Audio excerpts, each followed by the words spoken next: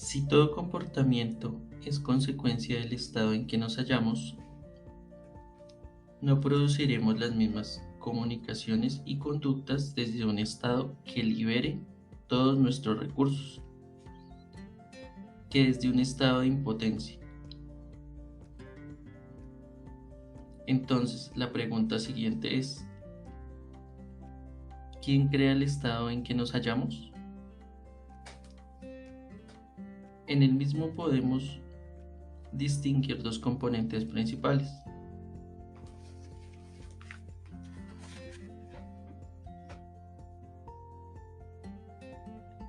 El primero,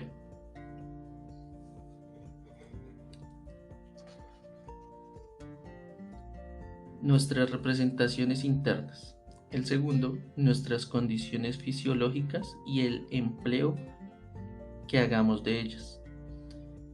El cómo y el por qué se representan uno de las cosas, además de cómo y el que se dice uno a sí mismo ante una situación dada. Crean el estado en que se encuentra y por tanto los tipos de comportamiento que producen. Por ejemplo, si trata usted a su esposa o esposo o amante cuando ella o él vuelven a casa mucho más tarde de lo que prometieron, por ejemplo, ¿cómo trata usted a su esposa o esposo o amante cuando ella o él vuelve a casa mucho más tarde de lo que prometieron? Pues depende. Es decir, que el comportamiento de usted dependerá mucho del estado en que se encuentre al producirse el retorno de la persona en cuestión, y dicho estado, a su vez, dependerá de las cosas que usted se haya representado a su mente, por lo que toca al motivo de la ausencia. Si durante horas ha imaginado a la persona amada víctima de un accidente, cubierta de sangre, muerta o ingresada en un hospital, cuando la vea aparecer por la puerta, la recibirá con lágrimas y con un suspiro de alivio, o con un gran abrazo, y le preguntará por los motivos de la tardanza. Tal comportamiento sería consecuencia de un estado de preocupación. En cambio, si usted imaginó que al ser amado le estaba corriendo una ventura furtiva, o si pasó el rato diciéndose una y otra vez que la tardanza es una muestra del poco aprecio que esa persona siente por los sentimientos o por el tiempo de usted, cuando él o ella se haga presente, recibirá una acogida muy distinta de la que he descrito antes, porque así mismo será. La consecuencia de ese otro estado. Al encontrarle celoso o resentido, aparecerá una gama de comportamiento diferente. Voy a describir una imagen que aparece. Aparece Daniel el travieso sentado en una silla abrazando un oso, y en el piso aparece un gato y tiene la siguiente frase: ¿por qué será que las travesuras no lo parecen mientras uno las está haciendo? La siguiente pregunta obvia es: ¿por qué razón unos individuos se representan las cosas desde un estado de preocupación, mientras otros se plantean representaciones internas que les surgen en la desconfianza o en el enfado? Son muchos los factores que intervienen en ello. Es posible que hayamos modelado nuestras reacciones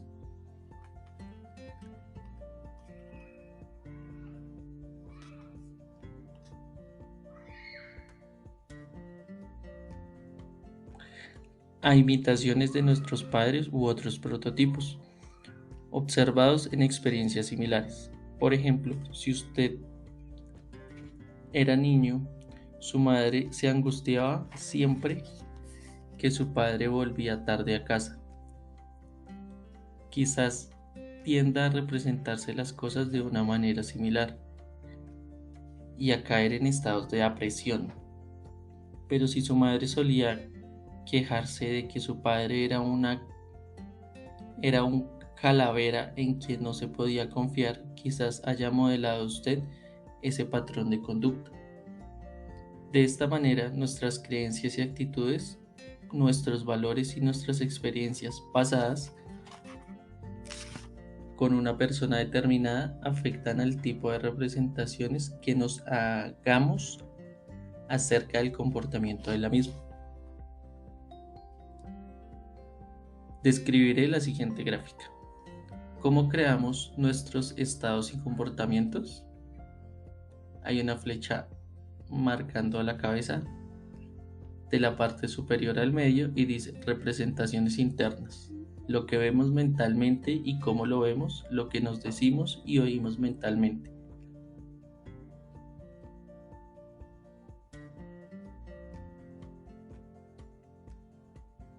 Sale una flecha desde la frente y dice conducta. Verbal, los dichos. Física, los hechos, cambios de coloración epidérmica, respiración. Y sube una flecha desde el cuello hacia la mente y dice fisiología, postura, bioquímica, energía nerviosa, respiración, tensión y relajación muscular. Y en toda la cabeza tiene una palabra que dice estado. En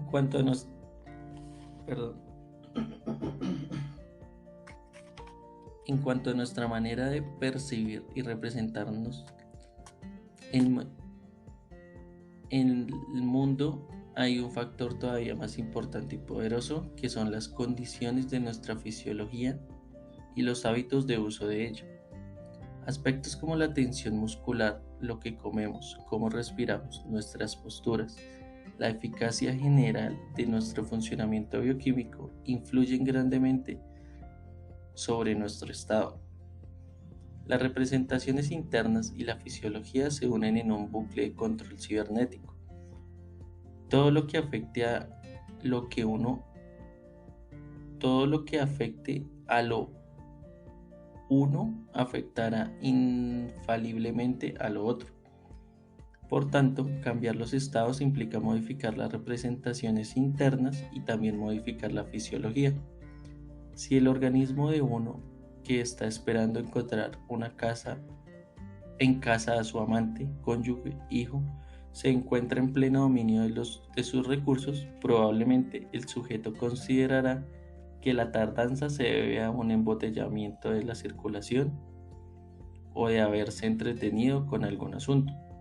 En cambio, si por otros motivos uno se hallara en condiciones fisiológicas de gran tensión muscular o de suma fatiga, o si pareciera dolores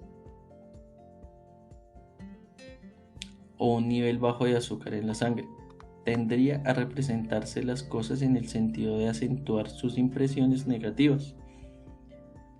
No es verdad que cuando usted se encuentra físicamente boyante y fuerte percibe el mundo de otra manera que cuando está cansado o enfermo. Las condiciones fisiológicas cambian verdaderamente el modo en que uno se representa el mundo y por tanto cómo la experimenta. Cuando usted percibe una cosa como difícil o molesta, ¿no es verdad que el cuerpo reacciona en consonancia poniéndose tenso? Así, esos dos factores, las representaciones internas y la fisiología, se influyen siempre mutuamente para crear el estado en que nos hallamos.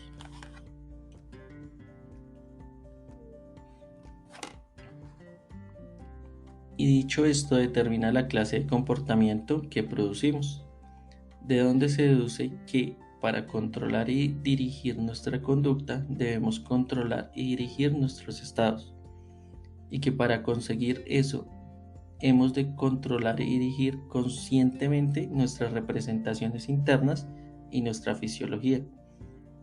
Imagine usted lo que supondría al ser capaz de controlar al 100% su propio estado en cualquier momento y circunstancia.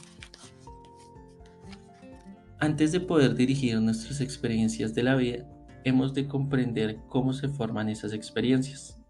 en tanto que animales mamíferos, los humanos, y representan la información de medio ambiente gracias a unos receptores especializados, los órganos de los sentidos, que nos comunican impresiones ópticas, vista, acústicas, oído, olfativas, olfato, gustativas, gusto, y táctiles, sistema senestésico.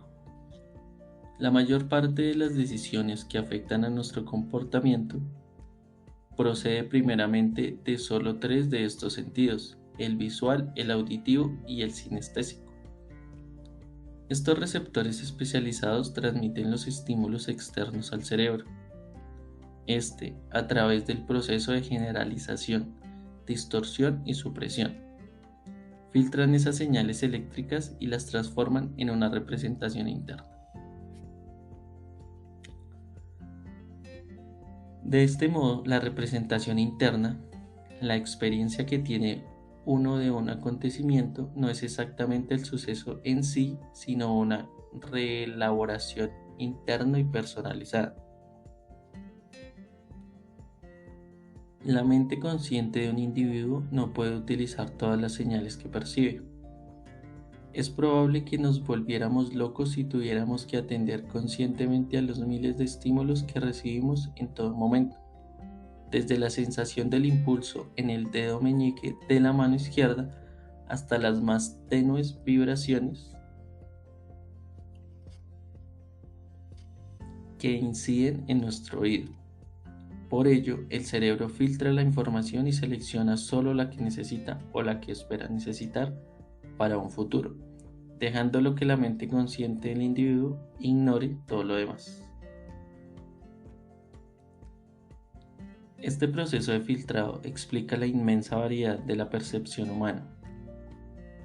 Dos personas que hayan visto el mismo accidente de circulación tal vez no lo cuenten de maneras muy distintas. La una quizás prestó más atención a lo que vio y la otra a lo que oyó. Lo contemplaron desde ángulos diferentes y, para empezar, en un individuo y en otro, los procesos de la percepción se apoyan en fisiologías distintas. El uno quizás tenga una agudeza visual excelente, mientras que el otro se halla en un estado físico deplorable. Puede también que una de esas personas haya sido víctima de un accidente ella misma, por lo que se tendrá ya registrada una representación anterior muy nítida. Sea como fuere, las representaciones que se hacen del mismo acontecimiento, esos dos testigos pueden ser muy diferentes. Además, esas percepciones y esas representaciones internas distintas se almacenarán a su vez y construirán nuevos filtros que ayudarán a configurar las experiencias futuras. En la PNL se utiliza un concepto importante: el mapa no es el territorio. Como ha observado Alfred Korzybinski en Ciencia y Salud Mental, hay que recordar esa característica importante del mapa. Un mapa no es un territorio que representa, pero sí es correcto. Su estructura será similar a la del territorio, y esa es la razón de su utilidad. En relación con las personas, esto significa que sus representaciones internas no son la representación exacta de un acontecimiento, sino una interpretación filtrada a través de creencias individuales, actitudes, valores y una cosa que se llama metaprogramas. Tal vez se refería a esto Einstein cuando dijo: quien pretenda erigirse como juez en el terreno de la verdad y del acontecimiento naufragará bajo la risa de los dioses. Quien pretenda erigirse como juez en el terreno de la verdad y del acontecimiento naufragará bajo la risa de los dioses. Y dijo Einstein: quien pretenda erigirse como juez en el terreno de la verdad y del conocimiento naufragará bajo la risa de los dioses.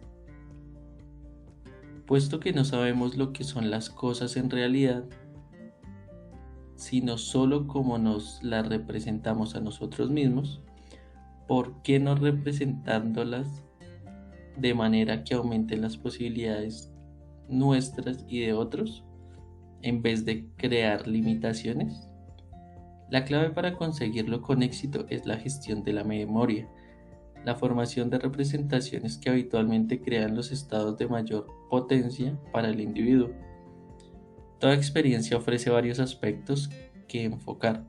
Hasta el individuo más triunfante puede empezar a plantearse lo que va bien y creer y caer en un estado de depresión, de frustración o de ira. Pero también puede optar por enfocar todo lo que le sale a pedir de boca.